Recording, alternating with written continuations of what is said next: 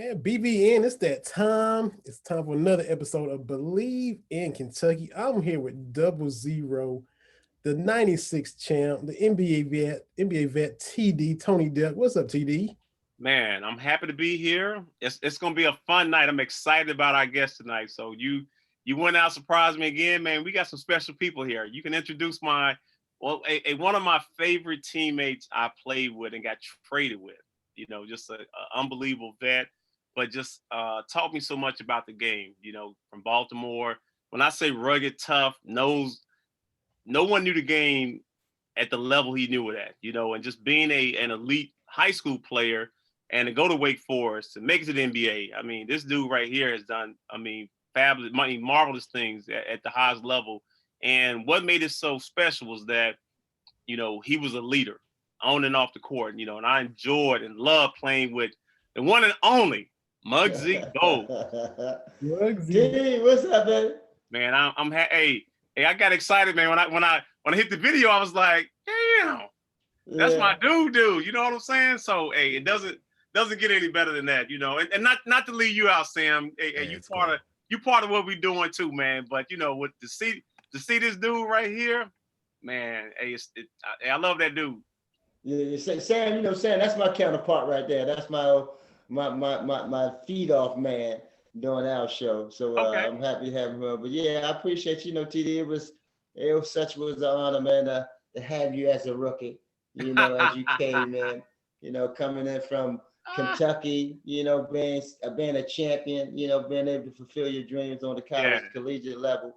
No doubt. Not knowing what to expect on that next level. You don't know, man. No, right. Because that's a whole new world, and I had to go through that process, when I got drafted by the Bullets, and then with Moses Malone, the late, may he rest in peace, and my guy, Manu Bowe, may he rest in peace. Those guys in the Darryl Walkers of the world, they kind of took me under my wing and taught me the ins and outs of the game. So I had to pass it forward. When you came in, that's what I wanted to do, to make sure that you understood what that NBA game was all about and how to adjust. And we did get traded together. We did, man. And go to state. But those were the times where that's the nature of the NBA. That's the business side of it. But I think the first time you get traded, you take it personal, and I think when both of us, when we played, we couldn't wait to. You know what? We circled the Hornets on the schedule. I know you did, and I did, because I felt they did you wrong for all that you had given to that organization, and for me, I felt like they had given up on me. They really didn't give me a chance really to blossom into a player. And as I was telling, Vinny, I said the same thing happened with me my first year at Kentucky, was that I didn't play a lot, but it took me time, like you said, go from high school to college to get acclimated, make an adjustment. And I just felt like they didn't give me enough time really to learn a position that you was a master at. And I was learning up on your tutelage, So I'm like, as long as I stay here, I'm with Muggsy. He's going to take me on his wing. I'm going to learn how to play this position at a professional level. But you just can't throw me out there when it was a position that I didn't play in college. So as soon as we got traded, when I tell you I was lit up, when I saw Charlotte Hornets come to California, man, it was on. Yeah. But this is, I'm gonna take you back. Before we got traded, because I've been there for 9 years. I've been there, and I was staying in Charlotte, and everything was going well. And then we had I'd say a regime change, a coaching change, right, in terms of what Dave Cowens came in and so forth. And you remember during preseason, they was trying to mess with me a little bit because they didn't want to kind of have a competition, so to speak, between me and David Wesley, so to speak. So they and we was playing New York, and that's the first time in the Hornets history I haven't played in the game. They had me sitting on the bench. Yeah, I do remember that. The crowd going crazy, putting money in, blah, blah, blah, and they blowing us out, so forth. So Dave Cowens, he couldn't take it anymore. So that's when the line was being drawn. They figured they had to get me out of there. Yeah. And then when we got to Washington, when we got to Washington, and they said that we got traded, I could have blocked the trade. Oh, I know that, man. And I told, that's what I told you. I said, do you really want to go? Yeah, you did. I said, do you really want to go? Because I can block it. I can mess with them. It ain't gonna bother me. I can mess with you. Say, well, hey, they don't want me, then I want to go. Then I say, hey, let's go ahead and make this decision. We went on to California, and of course, when it's walked into a situation which was kind of crazy, where it became national news in the PJ Spreewell incident. So, and I mean, that was a crazy. That was within itself. I mean, we weren't there within a month, and that. Hey man, actually, hey, we got to get into this story, man. But it all started with, I don't know if you probably remember the game. The Lakers was like blowing us out, man. Yeah, absolutely. We can beat by like 40 piece. So yeah, Shaq coming down the court. Hey, he takes Spree out the game. Spree walked by. He said, "Man, you effing joke, man." I was like, "Dang." I'm like, yeah, hey, that was personal, man. So, I'm thinking like, okay, they going back and forth, and he had kicked Spree out of practice a couple times. I'm like, man, this is, I'm like, these dudes tripping right here. Because I told him when Muggs and I got there, I think they were like 0-10, 0-11. I'm like, no, man, we already won some games. We in the part of y'all undefeated shit that's going on here. So long story short, man, that day, I think I want to say Spree was making passes to you. But that was, I was going to tell you that. Here it is. Me and Spree was down on that. We had a little rapid fire and shooting going on. And Spree was down there. Actually, I was passing. Spree was passing to me, and I'm doing my rapid fire. And PJ came walking down there and said, put something on the pass to Muggsy. And me and Spree kind of looked at each other like, what the hell they talking about? So he kind of walked out again, and he came back, and then he, said put a little explicit in there. Put some motherfucking pass on the Muggsy. So Spree looked around. I'm looking at it. Spree just got fed up because everything just kind of built up. Yeah, it was. Slammed the ball like, man, I'm tired of you fucking with me, blah, blah, blah. And that's when everything kind of took off, man. It was crazy. But, that was our experience at that on that Warriors time. But I was proud of you, though, how you continue to move on. Yeah. And, and start to understand what the NBA was all about. And then you found your way. Yeah. Finding your niche and finding your way in time. You got out to Phoenix and, it felt good out there. Right. And opportunity to really, showcase and let them all know what TD was all about. Right. Yeah, it was real, man. It was just, like I said, once you get traded and just seeing how the business works. And I think that's where, when you have good veterans like yourself, Matt Geiger, Anthony Mason, God rest his soul, Vlade Divac, like I came in with some solid dudes, man. And for me, having been a college graduate, it was kind of understanding, the pace. Everything was fast. You getting money, you traveling. I mean, you got so much attention now. So, I mean, it's heightened at a whole nother level. And, how do you stay humble when everybody knows who you are and what you're doing? And I can only imagine if we played in this era right now with social media, it's like everywhere you go, people know where you at, what you're doing, and who you're doing, who you're doing it with.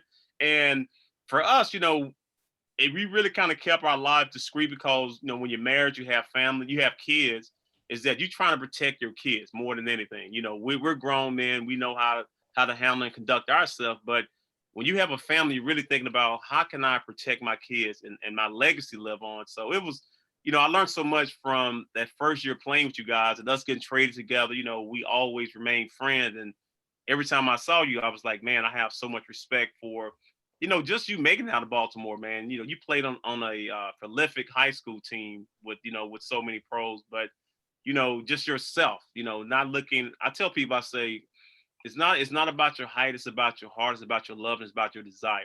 And once you learn how to play the game of basketball, and even as I have started my basketball academy, it's really about, I say, I don't care about height. I care about kids that can play basketball and have a basketball IQ. I say, I know a lot of 6'9", 6'10", 7-foot guys that can't play a lick of basketball. And we might have played with one or two of them that they made it because of their height. You know what I'm saying? It wasn't because they were skilled. It was just like, your ass was tall. You know what I'm saying? Yeah. But we brought something special. You brought something special to the game, man. And I commend you, and I know you probably hear it all the time, is that, just looking at a player like you and everything you accomplished, man, and just to be an ambassador for the Charlotte Hornets, I thought it was long overdue. I thought, I know people in organizations, they try to keep professional, but when someone like yourself come through an organization, you should always have a position until you decide to say, hey, I want to walk away from this game. Well, I appreciate that, and when I get an opportunity, when I, especially talking to kids or talk to anyone, one thing you want to let them understand that tall, small, basketball is a game for all.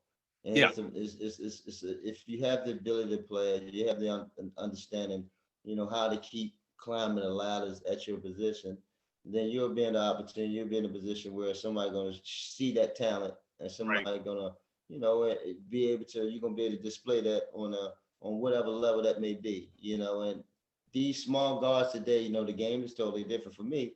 Right. I understood the knowledge I had and that I obtained allowed me to climb the ladders that I was able to reach. It was not only just my skill set and my athleticism, but it was the knowledge that I had. Because being small, you got to understand how to be able to maneuver and how to change the mindsets of these coaches. Because during our era, it was all about big guards, big guards, big guards. Right. And we had to break down that barrier in terms of, being serious, taken seriously, and for me, I had to change the game on both ends of the floor, and make sure that they understood that.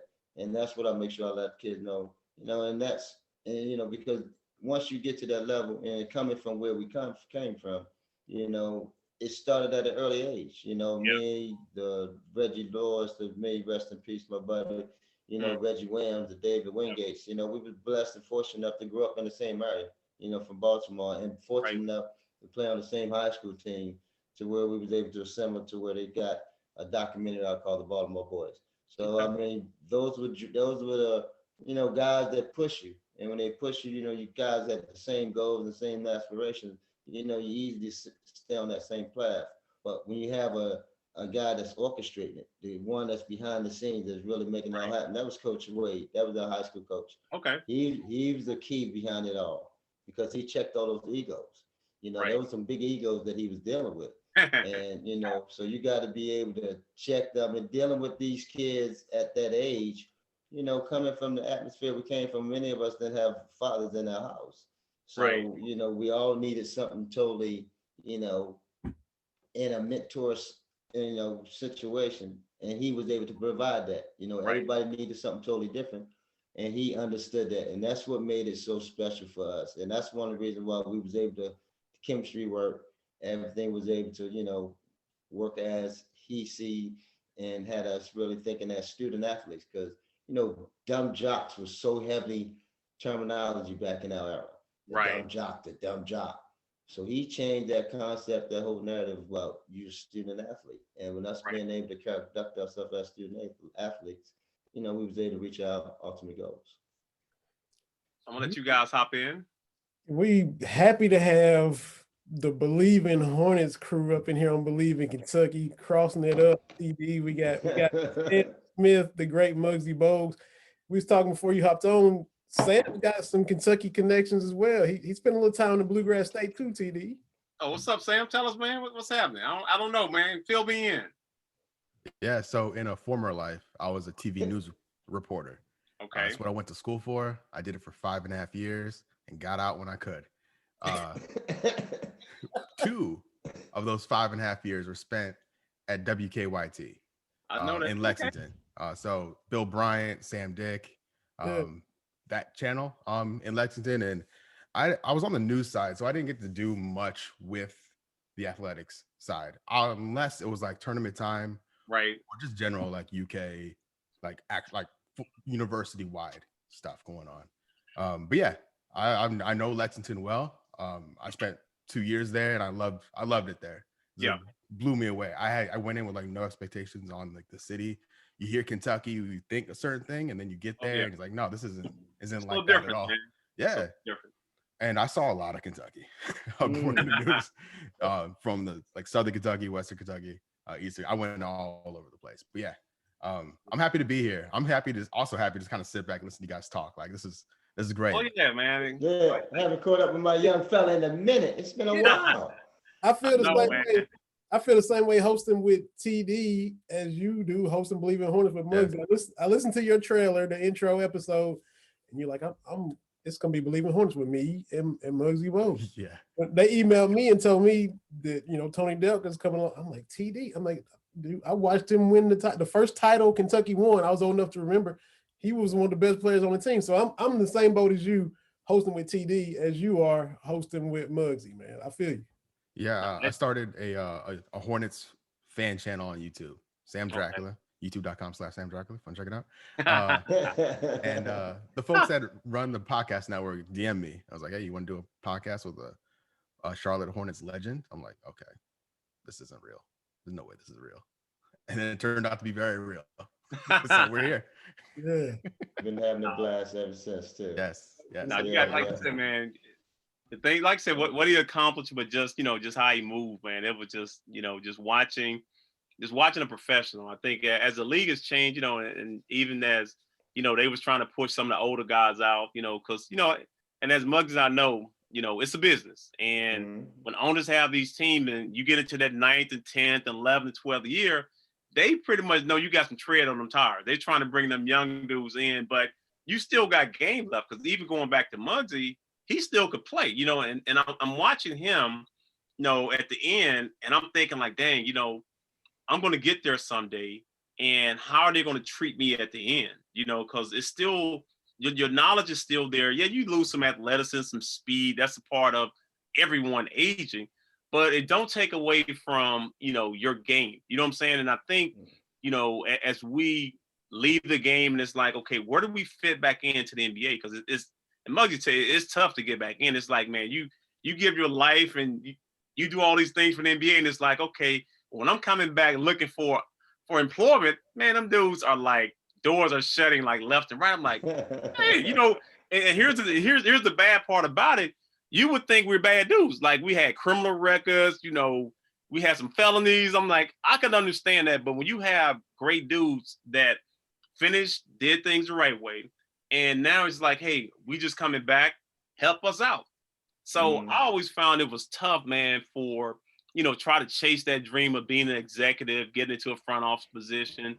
And, it was just doing that. And I was like, you know what, let me just go back and build a career, start doing youth basketball, and just help these younger kids out and help those kids like kind of bridge the gap. Because now when you're trying to chase something and you feel like you're not wanted, it's like, man, let me just move on. So that's where I was forced to do a few years ago. Like I said, did the commentating, which I still do occasionally. But, in my mind, kind of like with Muggs, we have sharp minds, so we know we can put a roster together, we can draft, we can go scout players. We have all that ability. But it's like, hey, you know what? We don't need that. We're going to start this intern. We ain't going to pay him nothing. But we want you guys to keep begging us to come back and work. I'm like, no, dude, we're not doing that. And I said, because the thing with us, we worked hard. We know what hard work is. We didn't just get to the NBA by luck. Like, that's years of hard work. So don't discredit what we did to get here when it comes time for y'all to hire us. And I don't think, because none of us are in position to hire each other. And then if we do, it's like, okay, I got to worry about this dude taking my job. There's jealousy amongst the culture. And that's the one thing I've always hated over the years, is that we're not in position. We dominate the game because of, our popularity in the game. But then you start looking at the executive position, like, where do we fit in at? Well, as players, I hope all the players understand, that when that transition comes about, that's the transition. That's what is going to happen. And you got to be prepared for it, because the thing about it, NBA is a forget you league. That's what it's all about. And it's also about who you know. Yeah. And trying to go back and all that you've done for an organization, all that you've given to the community, whatever that case may be, that they don't care about that anymore. They moved on, and they want to say, if that's something that it doesn't fit our narrative or our things that we're doing at this particular time. Right. Hey, how are we gonna, we're not gonna do anything special to bring him in, because we didn't pay him all this money already. We didn't did him. He should have did well with his money. That's how they think, feel like, well, we ain't doing them no favors. That's why when older players, when they retire and they out the lead, and all of a sudden they trying to come back and make a team, they looking at them, then they go down to the D lead and try to, that's a waste. Why are you going to do that? These guys ain't going to bring you back up. Nope. Because again, they looking for younger players, keeping the younger, and the older veteran players is going to be probably 1, 2 at the most. So they're not going to bring no guys. So you got to really understand, if you want a job in that industry, it got to be specific. If you want to be a GM, of course, it got to be who Right. in that regards, because they got to have some sort of idea that, man, he's qualified, he's able to do that. Look at a guy like Sean Marks that wound up now with Brooklyn. He played with me in Toronto. You sit back and like, guys like that. But I'm happy for Sean. Sean's Yeah. smart, but he Yeah. got an opportunity and those things, presented for himself. And just now you go back and look at talking about the coaching situation. Then how they say Right. Steve Nash wound up getting a coach, not even being able to ever coach on the Right. sidelines. But it It's could who be you a little know. privilege. It could be a privileged situation, Yeah. going on. But it could, and it also Durant and Kyrie, they vouch for it. When you Yeah. got your superstars, it's all about who's calling the shots and who's like to say who have that voice in that particular organization to pull that trigger to bring you all on. But many of us, as we know, we gotta go ahead and reinvent ourselves Yeah. and more or Yeah. less, decide, okay, hey, I'm creative enough, if they Right. don't want to offer me what I want, then I'm not gonna settle and just take something just to be part of something. Right. We come too far, we understand it too much when we don't be back and just settle for just a handout. And I think that's what's been important, is just talking about, just where we're at right now. And you said something that's very important is that we have to reinvent ourselves, because if we're still waiting on the opportunity, just going out to Vegas, doing the summer league, talking to these guys, and they telling you like, yeah, man, give me a call back in summer league. They don't answer your call. And, then they take these positions, and you'd be like, okay, let me call my man and say what's up to him, and it's like, man, what you want? You know what I'm saying? I'm like, oh, really? I mean, that's how we're gonna operate now. And I think most of the time, once we get there, it's like we kind of forget the path that we took, and not knowing, within a year or two, because they fire your ass before you know it. You don't get a chance Mm. really, to get 3 or 4 or 5 years into your deal if you losing. I say, they will definitely fire you. So, and we do know this too. There's not that many job opportunities, in NBA. You got to look at the number of teams, and you only got 30 GM jobs, and they don't come available that often. It's not like every year you got 12 GM jobs that are available. Them dudes usually keep those jobs for 5 to 10 years, 7 years. And when they do come available, it's like the assistant GM. He's right in line. So it's always been hard for us to get in, and especially as we finish our career, because let's think our career finished at 35, 36. If an intern has been with that organization for 7, 8 years, he's in line to get that position. So they want us to start all the way back over and say, okay, we want you to restart basketball, which we are. I'm gonna say our knowledge is probably at the highest level that it's going to be, especially towards the end, because now we're seeing everything. The game is really slowed down in our minds, and we're able to make better decisions based on just the knowledge and all the experience of playing. And why wouldn't I, as a president, hire Muggsy Bogues? Why wouldn't I bring him in and say, hey, man, as I'm assembling, putting this team together, let's go out and scout some of these guys, bring them in, man, because I really want to build a championship team, caliber team. And I need your experience. I need your eyes. I need your knowledge. Man, I would eat that up. Yeah, But well, first you gotta look in who all on the teams. yeah. Who all on the teams. We got one, that's a majority right now. Yeah. So, Yeah. but again, the thing about it, it's about when those situations come about, it's all who's in line, and it could be again, it's the player, but that player got to be able to have a relationship. Look like I go back to where A. Poland, he had a relationship with Wes Unseld. So Wes Unseld was one of the very few. You look at Wayne Embry, and when Wayne Embry at Cleveland, he was one of the very few. So, but as those guys kind of move on, and you look and see who else was there, then you looked at once upon a time, Michael, he brought in guy like Ron Higgins, Rod. Right. Rod had a, but then you look around, then only one. Look at Toronto and Masai, Yeah. So it's going to be one here there. Right.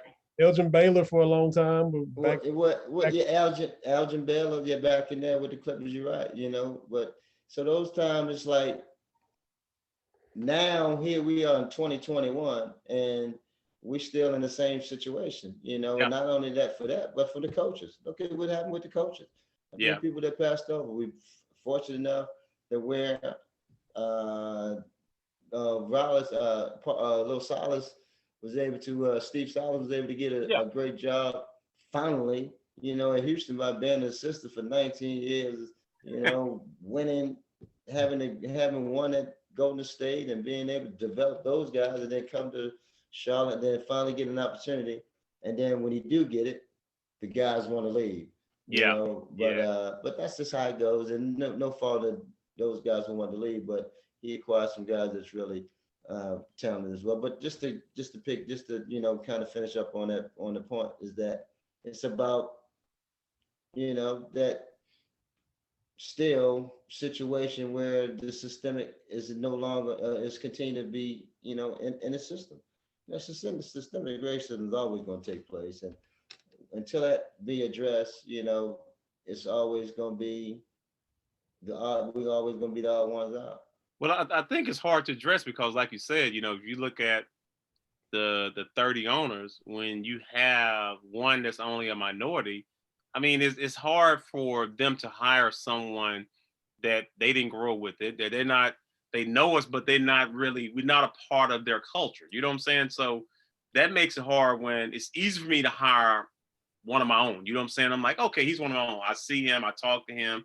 We kind of probably like in the same circle of people. It'll be like us on the playground. We gonna probably, if I see a couple of white guys over there, I have a couple brothers, I'm probably gonna pick the brothers. You know what I'm saying? I'm like, man, I know what these dudes, these some tough dudes. I don't know about them dudes, but them dudes right there could be some good shooters though. You'd be like, okay, let me look at this situation. Okay, let's get them opportunity. That's what I was it's opportunity, right, man. Like, and I think that's all we have been looking for. Yourself at some point in time, I've been looking for the same thing, and I was like, man, I just need opportunity, because with that opportunity, I'll at least have a chance, and I'll say, you know what, at least I gave my all, I tried it. But when you never get that chance, man, it's always in the back of your mind, like, man, what if I knew the right person, they helped me out, put me in position, and could I have been successful? Because now you know what it takes to put a good team together, to have a championship quality team based on your knowledge and who you want to draft, or who you want to trade for, who you want to sign as free agent. Yeah. Like think about this. It would have been a joy and so much fun to start doing that. You know what I'm saying? But like every summer, man, here we go again. I'm talking to all these basketball minds and like, hey, dude, we trying to put a championship caliber team here together. But it's like, I'm like, dang, man. I mean, there's so many of us out there, and I'm like, I always wonder, like, it's a whole bunch of us out there. But again, for one, it has to be acknowledged, which I do love the NBA because that's one thing they're becoming a player league, and they starting to make steps in that regards. And you look at Mark Cuban, when he hired in, and who he bringing in terms of addressing certain social issues that's taking place, and but we need a lot more of them, and not only that, to where they hiring in all positions, the GMs, the coaches, and it ain't just all athletes. It's just whoever's qualified for it. Whoever's have that qualification, they should be able to have that opportunity to be, get that job. And I think they've done a good job, especially with hiring more women. More. Got to make it inclusive. Because they are part of our game, and I've never been opposed to having a woman in the front office. Because they just as knowledgeable. They go through some of the same struggles that we go through. You know what I'm saying? It's just that it's not exposed as much because our games are more popular. They make more money. But there are so many great women out there that make great decisions and Oh, well, know the game believe in it or and out. not, they're the I'll be like, backbones of all of the men's yeah, that's yeah, really they are. successful. To be honest And with you you, look at all the companies too. exactly. Like Without Fortune them, like I said, 500. just being organized. Like just keeping us organized, but just conducting the business. I mean, I think that's the That's the most balance, important thing. we need that. Yeah, just conducting business, knowing Yeah. what it takes, and staying focused. I think so Yeah. many times, we, as we talked about coming in with money and traveling, like you lose focus. It's easy to get distracted when you're Yeah. trying to be the best you possibly be. So even Yeah. as we look back at like the great late Kobe Bryant, you played against MJ, I played against MJ. Certain players just have a different grind, a different focus. And not to say that we didn't work, we worked extremely as hard as those guys. I'm not gonna give Yeah, anyone no. credit for, outworking me. We love the game just as much as Oh anyone else. man, yeah, they had the talent they had, the size with the size that they had with they took it to a whole level. When you get that Yeah. size, and you got mastered that type of skill set, you know, you become, it's warranted, Right. it's God given. And that's just what it's all about, man. And, that's how the game is, and how it all transpires, when we're going through it. But you know, as players, or as you understand it, this league and these owners have, it truly has come a long way, in which I'm happy to see the growth of it, because you look at what took place this summer, with the all the injustice that was going on, Yeah. with the Breonna Taylor, George Floyd, and they allowed the players to, to have Have their a voice. voices be heard, Yeah. in which Yeah. and they was leaders in that regards, with all the major organizations, professional sports. The NBA became the leaders, and the guys, had it written all over their court: Black Lives Matter, Right. equality, justice all over, and they wore it on their sleeves, and that's what I loved about. And the league backed them, which wasn't going on with a lot of professional leagues. You look what was going with NFL and so forth. So Right. that's what I love, the growth of where the NBA Yeah. has come and where it's headed, because this to see the future of us. And hopefully, again, with all that being said, a lot more will be done. You mentioned about the women, because a lot of women are being hired. And when you Yeah. look at Swin Cash being a Mhm. general manager up in, with Detroit, and then you got Allison Feaster in Boston. I mean, Swin is in Sacramento. I'm sorry. Then you got Yeah. Allison Swin in Boston. You got Becky Hammond sitting over there in San Antonio, who Birds, possibly yeah. be a head coach Mhm. real Yeah. soon here. It's So gonna you happen, got man. it's gonna happen, It's So gonna and happen. that's what the NBA is doing, man. They really trying to be inclusive with everything. And Yeah. we made history the other day with two female women reffing the games. Wow. That was So big time. that's yeah. Yeah. So that's huge right And a lot of that, I think we have to give credit to, like I said, just Adam Silver for his vision, and not to say there. Mhm. that David Stern didn't have a vision, because what David Stern Yeah. did, he grew basketball. He made it a global game, so he took it to a whole nother level. And then I think Adam Silver, like I said, he just saw, the injustice, but also just putting himself in a position where, he understands that it's a players' league. And that's what I always enjoyed about, just being in the NBA. And, that was a little bit different from college, was that, the head coach is his program. And if you're not on board, either you're not playing or you're going to transfer. In the NBA, always felt like, there was always a voice. Like you could always speak your mind, whether it was right or wrong, you had an opinion. And in some of these other sports, you don't really see that. It's kind of like, what, I might want to be outspoken, but, in football, chances are you get cut, you get waived, your money's gone. So it's a sport where they look at basketball and say, man, we wish we could have the voice that those guys have over there. It's not even about the money. I think it's about, being in a position where if something is wrong or you feel like you're mistreated, like I think you should have, you know, some insight about it, be able to speak out about it, you know what I'm saying? And not Yeah. be in jeopardy of losing your job. Yeah, but in just what you mentioned earlier, it's the time, and timing is everything. The timing with Davis, Commissioner David Stern, may rest his soul, what he was able to do for the league was remarkable, you know, because back when, even before you came, it was a violent league, very violent league, and a lot of drugs was really being heavily used, and cocaine and so forth. And Magic came in right around him and Larry Bird in '81, and they changed '79. They changed the whole dynamic of it. Then we got the TV package, and then here it is, and MJ came along. So a lot of things were starting to change, and then of course, um, by the time it was time to pass the torch, you know, we was in the position because, you know, we went through all the collecting bargain situation where we got to where the players got more of a fair share. And that was on David Stern on his way out. And Right. so you know, but Adam, you know, he was a Tulich. You know, he studied. He was behind. He was assistant. He was Right. David's assistant for so long. Mm-hmm. So he kind of soaked all that information up. And then again, with all the international players that we have in the league now, with we been in so many countries, the game has become so global. It's Right. ridiculous. You know, having our first game over in Africa, you know, on Africa soil. You know, that was the first time history having that take place. Wow. And you know, that's and with the TV package. So the game eventually, you know, now you got an African league that's happening over there. You got a Caribbean league about to take place this summer. You know, Okay. that's how big the game has grown. And Adam Silver understand that, you know, and he understands where the lead is good, where it is, and where it Right. needs to be.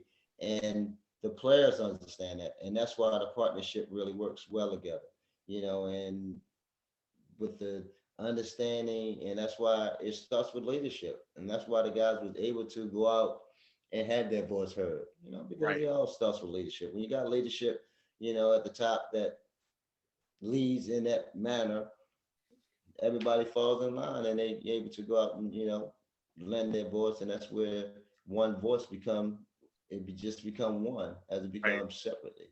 And that's what the NBA was able to do. And that's what Adam Silver under his umbrella allowed the guys to do. Right.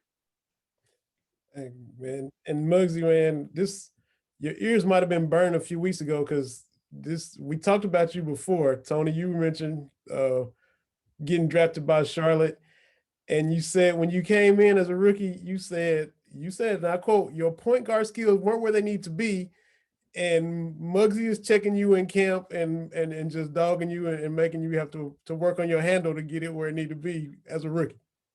Oh, definitely, man. That dude was still fast, man. I mean, it was like, playing against Muggsy, man, like he had a twin on the court, man. And that's what see the thing about me, it was like, you know, I was a different type of player and on the defensive end, you know, we Yeah. had our small guards, we had our Spuds and Michael Adams and so forth, but we all brought something different to the Right. table, you know. And my thing, you know, I always had the knack of make a guy think with their basketball. You know, either I'm in front of you or I'm behind you. You know, you wonder where I am in terms of, because they know I'm coming after the ball He in coming. that He's coming. regards, you know, in that regard. So that was my way of keeping my guys occupied, because as a point guard, that's their main job, is to get across, to get everything up and get Yeah. everybody situated. If they have a distraction doing that, then, you know, it takes time off the clock and so forth. Though, you know, that was a little thing I always kind of played with. But and also I think, like I said, you was a great floor general. You know, I tell people, I say there's a manager, then there's a floor general. You know, looking Mhm. back to how you played the game, you know, because you played it at such a high level, you became you was a general, man. You know what I'm saying? Like, you understood how to get guys in the right place. You talk, and some of the things I'm kind of telling, you know, my point guards at the different grade level, I said, you can't play this game if you don't talk. I said, the one thing I Mhm. can look back with you is, you know, you was a leader. You know, you made sure, hey, I need you over here. You move over this way. Come set the screen here. You know, you're constantly talking. And this generation, because of, you know, I guess with social media, they don't have to talk a whole lot. You know, they can text it and be like, I'm good now, you know. And I say, you can't bring your phone on the court. I said, I can understand if Yeah. you got your phone out here, you send a text message, but dog, we need you to communicate, because now when you start communicating, you'll start seeing players move differently. Players respect you, and you have to be one of the hardest working guys. And that's another thing that I would say about you. you practice hard. Even when your knees were like, probably like I said, you had the bone on bone, but I can't tell you like if he took 3 days off, 2 or 3 days, when he came back, that dude went extremely hard. I'm like, man, this dude 10 years, 11 years in, he's still going this hard right here. But it also let me know he loved the game, So it was like I'm willing to give my all every time I step on the court, whether it's playing, it's practice, because we don't know. Like I said, when it ends and it's over, it's over. There's no return and doing what Mike did, coming back 2 or 3 times. Like, yeah, man, I'm gonna come back and play. No, dude. Once we were done, it was like it's over. Yeah, but for sure it was over. And but that's what you do, man. You especially when I was coaching high school. When I was coaching my high school back in a few years, I did it for 3 years. Right after I left coaching the WNBA, when I was coaching the women, it was totally different.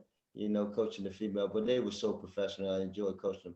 But having the opportunity to coach the young guys on a high school level, sending them, to these major universities, send one to Indiana, send one to Florida, Kentucky, no, not Kentucky, Auburn, so knowing that they had the level to go to those type of universities, Florida State, Right. teaching them the student how to be, again, it goes back to what my high school coach taught me, how to be a student athlete.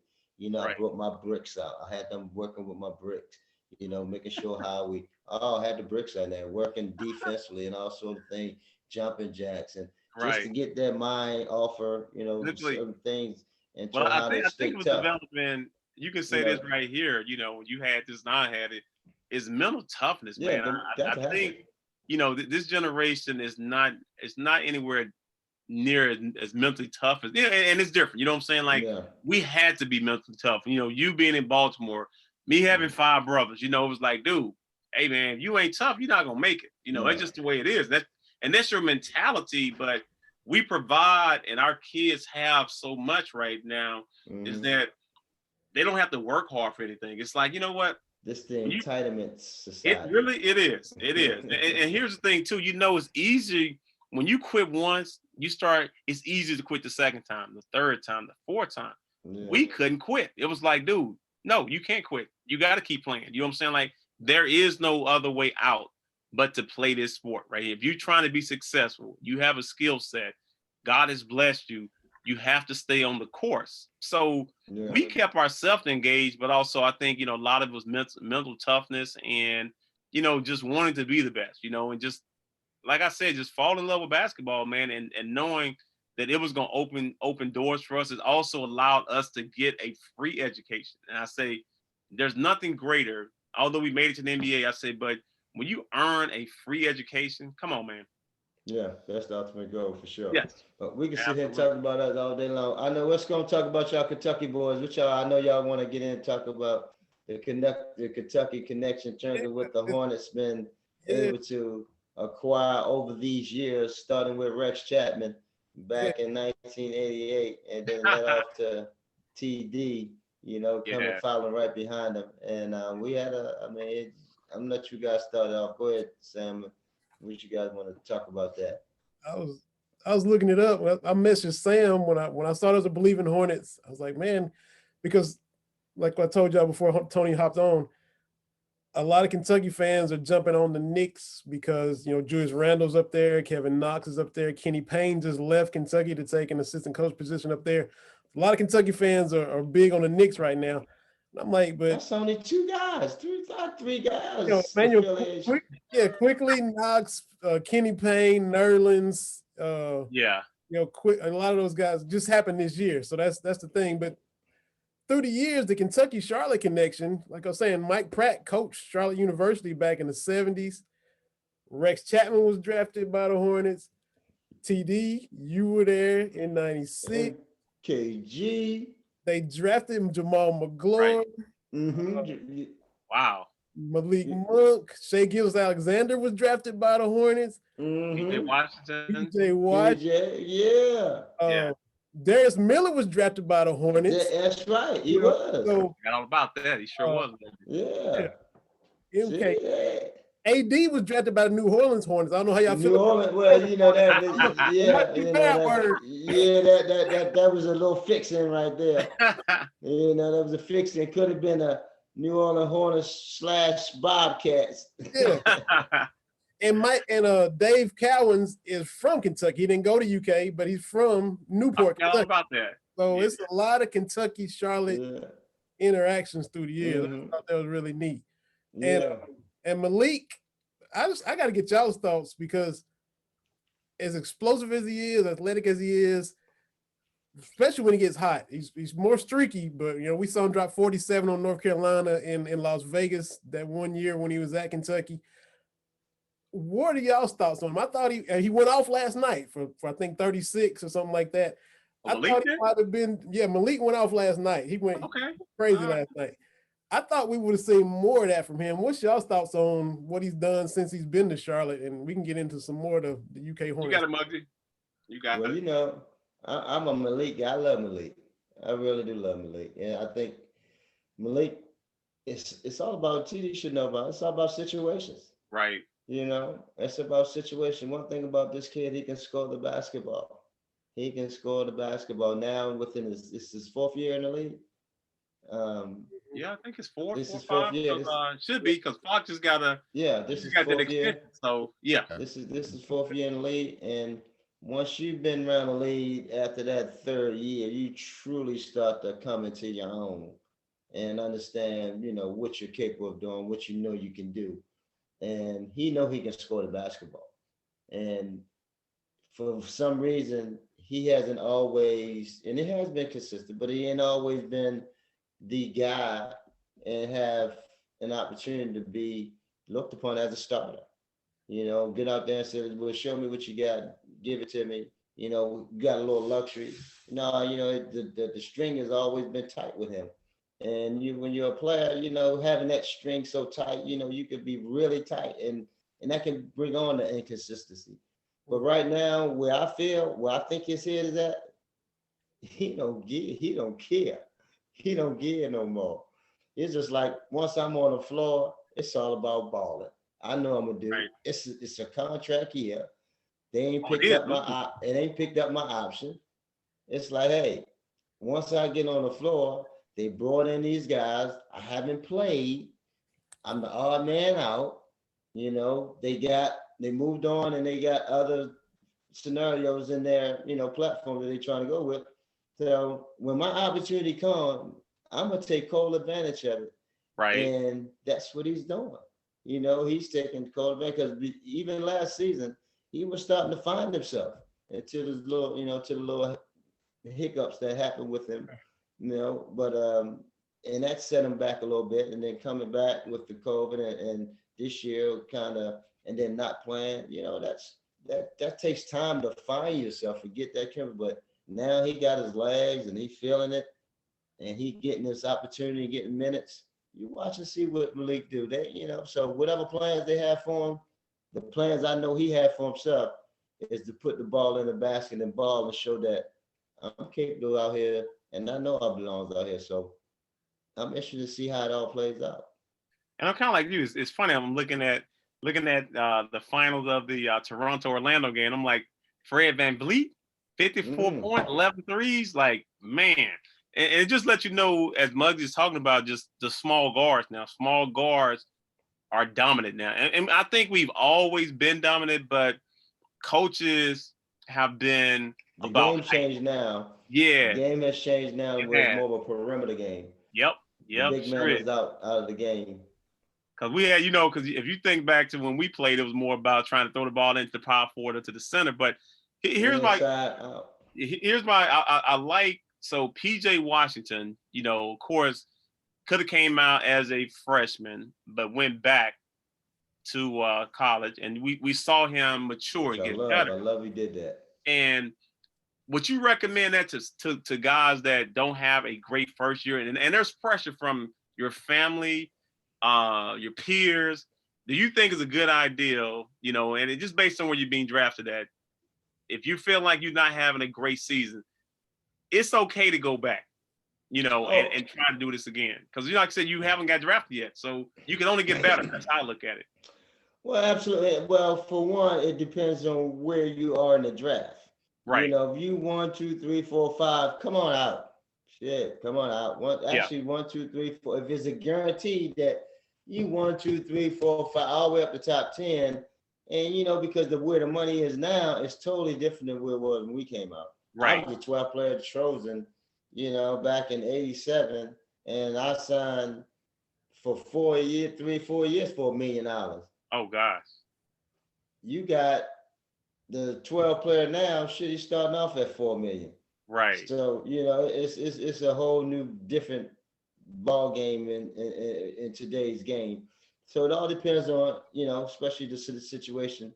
But if you're in a situation like PJ was, because PJ he wound up going 12, and he wasn't sure enough when he first made that decision he was going to be in that top tier, so he Right. decided to go back to school, and work on a few things. And look what he did. Worked on the shot. He worked on that shot to now he was able to feel comfortable enough to where when he came even last year, he was able to uh, uh, get a little comfortable with shooting the basketball, being able to uh, feel a little bit around the basket. And that's what you need for him. You need him to continue to grow because you see the growth in him. The game has, again, it's a small ball type of game, and he Right. fits in right now in that scenario. And he's getting comfortable and confident enough, and he's averaging about 17 points right now. Mm. And so that's a big jump from 12 to 17 as a Right. rookie. So that's a sign in the right direction. And also, I think for Fox too, when you see two of your former players from college get max deals, you know what I'm saying? So it's at the end of the day, you like, man, not to say where my money's at, but them dudes' game never fell off because what they did was they stayed focused. You know what I'm saying? And what I said earlier, some players get distracted, some players stay focused. And your distracted sometimes can take you out the league before you know it. He was lucky that they didn't give up on him, because sometimes it's like, hey, you know what? We can always get a 6'3", 6'4" guard to come in and be a specialist. So either, excuse me, you got to have the right vet or just the right person to have conversations. Say, hey, listen, man, this thing could end really fast. You could be in, you could be out, and before you know it, you're out the league because you're not like 6'10", 6'11", where they'll give you a couple more shots at it. Man, he's so talented, he's young, he's a prospect. He has potential. But when you're a guard, dude, you can't. You have to be focused. So what he's seeing is that Bam and Fox, them dudes, they got their money, man. You know what I'm saying? Like they went got a lot of money because they stayed focused, and his opportunity was there just like their opportunity was. But sometimes when you lose, you get distracted, man. It's like, hey, your game. You look at your game and be like, man, is it my game? It's like, no, dude, it's what you're doing off the court. And that has something to do with as well. And again, it also depends on, like I said, the situation. It all depends what type of vets you have around you. Right. All that kind of plays into one's development, one's growth. And unfortunately for League, he didn't have that. I didn't think he had that guy steady. You need that steady guy that's in your ear, that's telling you and saying that and keeping you grounded and not allowing you to go off and wander off and start to explore, because we all know this NBA is a fantasy lifestyle now. It's a fantasy world. And you can get caught up in it very quickly. And for these kids now, that the level of where this money is at, it's no cure anymore. Like, hey, well, shit, I'm set. I'm all set, but not understanding the reality of when it's cut off, then it's hard to get back in, but I think, like I said, I'm interested to see how the story plays out, because the more time he's on the floor, the more it's going to be positive for him. And like I said, I don't know what plans they have for him, but wherever situation he go to, if he does it, if he stay over here, I can see Malik in the next 2 years, wherever he's at, or wherever he's in his career, he's been talked about and being a reckon into one of the elite rising shooters in our league. I forgot to mention Nick Richards too, the rookie. Nick is there too. Mm-hmm. Where's, I mean, like you Don't mentioned, forget about the twins. I'm talking about the Harrison. Yeah. Oh yeah, one of them was. Yeah, he was, wasn't he? Was it Andrew or? Mm-hmm. Yeah. Yeah. That's right. Yeah, I forgot to put that. So where's Nick playing? I know y'all talking about Zeller was hurt and out, and I know he's a rookie. Tony talks about the big guys get a little more leeway because they're potential. Where's Nick at in the scenario for as far as the Hornets are concerned, fellas? He's watching just like we are right now. Don't say that, man. Come on, Sam. Give him a chance, man.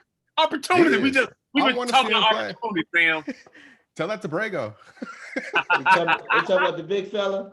Yeah. So the Hornets walked away with 2 big men in the second round. Yeah. Nick Richards and Vernon Carey. Richards is with the team. Vernon is in the G League bubble. So that's a positive for Nick Richards. But we haven't seen anything from him yet. Some little appearances in the preseason. I'm hopeful, but it just hasn't been rolled out yet. Yeah. So I mean, the skill set is where more or less, possibly a shot blocker, rebounder and that sort of thing, and they need that for sure. But I don't know what he's been showing in practice and so forth, and during the preseason, wasn't much. And again, when you're thrown out there for a few minutes, it's hard to really get going and showcase what you're capable of doing. So who knows?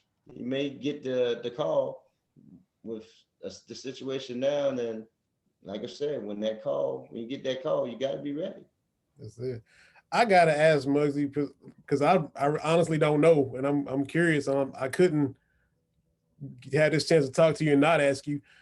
You going down to Wake Forest, down there in Winston-Salem, being from Baltimore. What was the recruiting process like? What was John Thompson and Lefty Drizel doing to let you get out of the state of Maryland? That's my question. No, well, actually, Lefty Maryland they wanted us, but we wasn't going to Maryland. Coach wasn't going to let us go to Maryland because of a situation that happened with Lynn Byers. Not with Lynn Byers, with our guy Ernie Graham.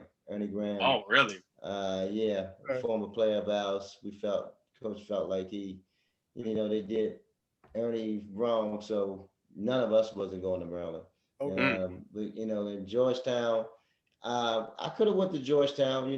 Coach was, because David Wingate was already there. He was a 1 year ahead of me and Reg.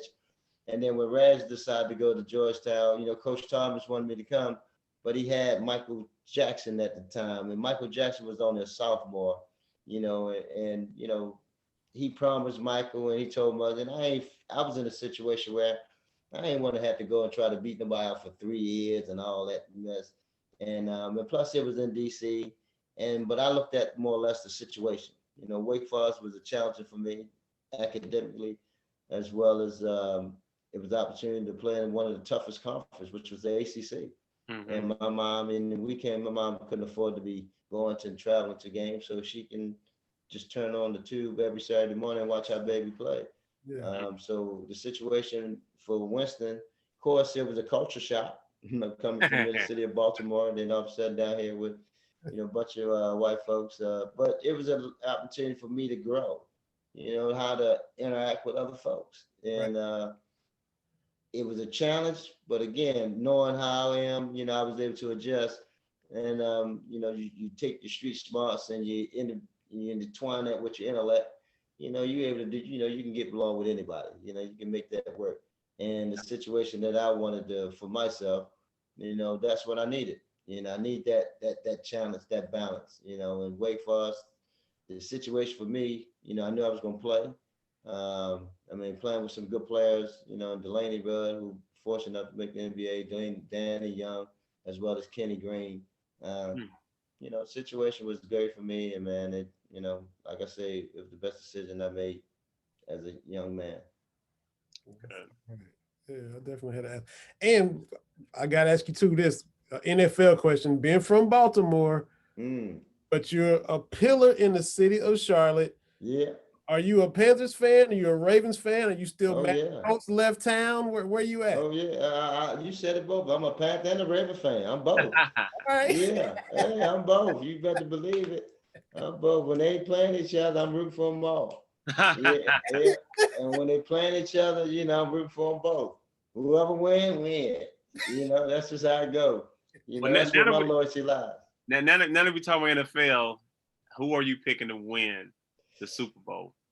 You know me, I'm going for that man that's been there 9 times, about to make his 10th entry. And the reason I say that is that I know everybody got Kansas City. Yeah. And rightfully so, because that young fella is doing some amazing things along with Tyreek Hill and Kelsey and the boys over there. But I guess it's something about Tom Brady. He finds a way. Yeah. He finds a way. When you got guys like that, they only come around in a lifetime, And if he got an opportunity, it's going to happen for him. And with the defense now playing lights out football, and with Kansas City missing their 2 outside linemen, could be a problem. That could be a little, challenging for Pat Mahomes to have to get out of that pocket very quickly. But they got Kansas City giving Tampa Bay 3. That's not enough.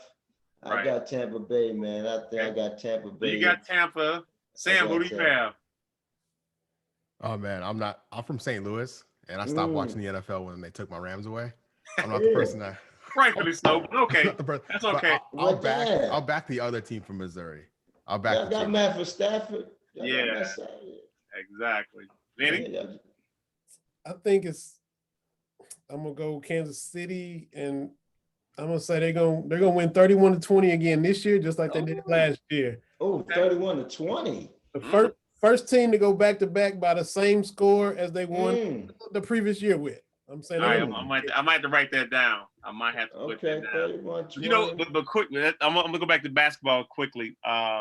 So who do you think will be the face of the NBA once LeBron finishes, he retires? Who will be the next face that we can say is going to carry the torch for the next 10 years? Who do you see that guy being? Well, I guess folks want to say Giannis. I guess they want to say Giannis by him winning MVPs multiple times, and they wish he probably would have won the championship. Right. And so forth. But you would say that, but I mean, it's whoever's going to emerge, man. I mean, is Kawhi Leonard? Is he going to step out? At one point, he almost was that guy after he won a championship in Toronto, going to the Clippers. And, now that kind of died off because of what happened in the bubble last season. So, who's going to emerge? Who's going to emerge? Is it going to be Luka? Is it going to be Luka? Is he going to be the guy? Do you think Zion is a face? I don't think Zion he don't has that instinct to be that guy like a LeBron was. I thought if Ben Simmons was able to hit a jump shot and develop any type of jump shot, he would have been that guy. He was really good ambassador. If he would have been able to hit and start to grow and get confidence like LeBron did, grow and get confidence in his shot, and now where he is, he could have been that guy. But who knows where the league may be. I don't know, man. I think it's B could change a lot of things too now. But then again, you got Kevin Durant too. That's right down there. But most of our guys. But just think about the guys you're naming. Like they're older guys. Like now, they need that first, second year guy like that. I don't know if it's going to be somebody. I don't know if it's going to be a future player. I don't know. Yeah, I mean, who knows? It could be someone that married. It could be a Ja Morant, young fella that's doing his thing and really electrifying. It could be a little kid that's a little mellow ball that's starting to emerge and maybe one day be elevate his game to that status. Trae Young. I mean, who knows? But he won't be that guy. Trae Young won't be that guy to be the face of the league. But Anthony Davis. Anthony Davis is only 26 years old, 27 years old. Yeah, 26, 27. So he years left. You would think he would. He got how many years? You say? I think he got about 7. No, I think with him. Damn, only 7. LeBron has 36 right now in his 18th season. So you would think he got a lot more than that. You would think he got at least about 10 more years. You would think for AD. AD get hurt a lot. He get hurt a lot, and that kind of negates him possibly being that guy. But who knows, man? Who knows going to be the face when LeBron leaves, and LeBron possibly, who knows how long he going to play? You think he going to play 4 more years? Or he may still be playing in 10 years. I think he got another 2 years at the most. He going to play with Bronny. He going to play with Bronny. With the first Bronny got to be able to have a skill set to get there. Because right, he ain't the best player on his team. That's true too. Yeah, he can want to play with him all he want. That's true. TD froze up. We gotta get him back. But that's true as far as Bronny for sure. But yeah, man, I gotta really get up off here though. I don't know how long y'all got. Oh, we was good. Yeah, I get Tony unfroze, but yeah, definitely. Oh, just TD back. Oh, I was gonna ask y'all too about John Chaney when he passed away. Did you get to know John? He passed away, a legend at Temple. Did you cross paths with him at any point in time? Coach Chaney was such he was a pioneer of the game. Just spoke with him and always been pleasant. I never had the opportunity to play for him, but just what he brought to the game, his knowledge, his mentorship that he had with his players. A lot of guys really love playing for Coach. They just talk about Coach, relentlessly in terms of what he was able to obtain to give, pass on to them on the court as well as off the court. So, and I listened to a lot of the old coaches, a lot of his colleagues talk about, what he all meant and how much a joy he was in terms of the coach against. So definitely gonna miss him, and he definitely will a man will be missed for quite some time. Yeah, we was talking about Coach Chaney, TD. Just saying. Just a remarkable guy, man. Like I say, he did so much for our game, and you think about just living the way he lived, and being an ambassador. You got to look at so many guys, wanted to go to Temple and play and, be a part of what he was starting there. It was always fun just hearing him just be so knowledgeable about the game. But he loved Temple. Temple was home for him. When you think about just, all the players that came out of Temple at the time, and he was getting the best players out of Philly. But, it was, like I said, it was a culture thing that, when I look back, like, playing for like a John Thompson, John Chaney, Nola Richardson, our parents wanted us to go to those kind of, universities and play for those guys. I know my mom was a huge fan of Nola Richardson, and it was tough decision to go to Kentucky when, your mom wants you to go somewhere to be coached by, a Black coach, but also a coach that was successful. And that's the difference. You want to always put your son or daughter in position of having someone that's a good mentor, someone can teach them how to be successful. And when you look back, at like, Coach Chaney, Coach Thomas, even Nola Richardson, just having conversation with him, I'm like, man, this dude, he understands what life is about, because they lived in a different era than we did.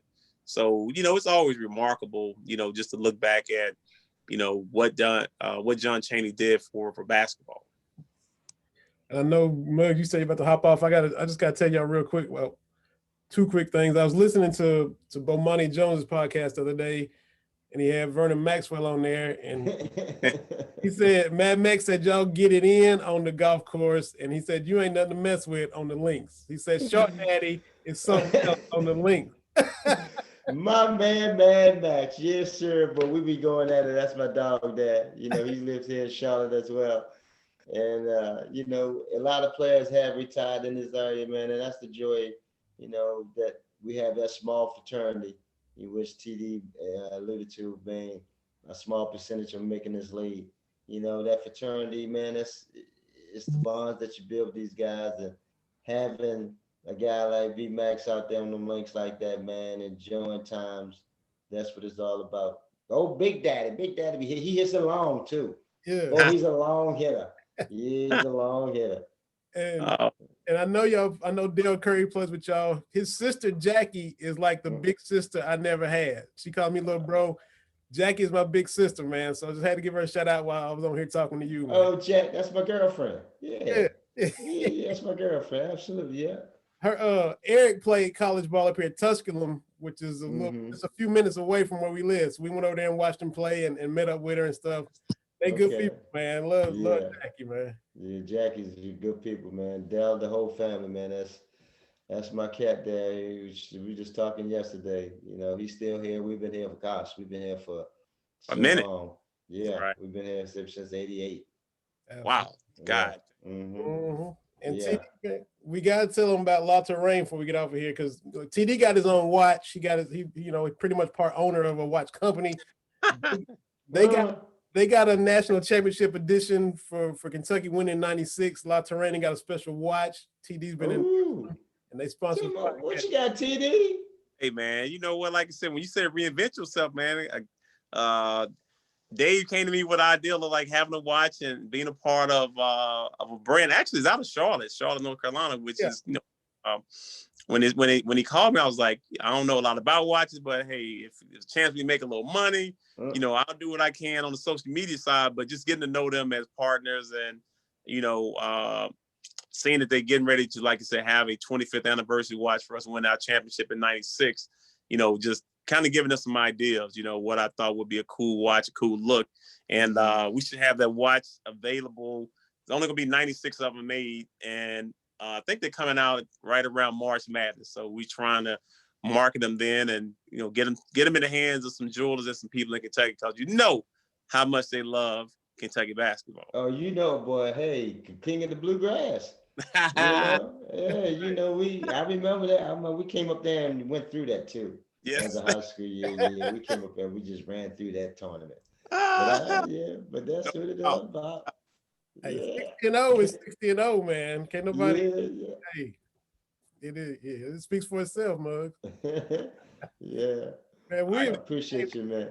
Yeah, we'll tell everybody, you know, Bleav in Hornets, just like us. We're available wherever everybody's podcasts are, where you can get them.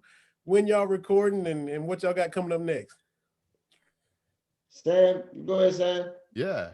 So new episodes every Wednesday, 5 a.m. They hit all the feeds. So please subscribe, Bleav in Hornets and all that. And we're covering the Hornets, the ins and outs. It's been an up and down season thus far. No one knows what's going to happen next. We can go on a winning streak, we can go on a losing streak. That's part of the fun. So you want to check any of that out and hear from the great Muggsy Bogues about it. Like, who better to hear about Charlotte Hornets basketball than Muggsy Bogues? You kidding me? So that's the podcast, and we're here every Wednesday. Tune in. Yeah, we chit-chatting it up, talking about the game within the game. Yeah. All right, cool. All right, let's make it happen, man. We'll try to hop back on and do this again, fellas. All right, good seeing you. Okay, man. Deuces. See y'all later. Peace. All right, guys. Pleasure, man. Appreciate y'all having me. All right. Bleav in Kentucky. Y'all check us out where you get your podcast. Bleav.com. For TD, Muggsy, and Sam Smith. This is Vinny Hardy. We'll see y'all next time.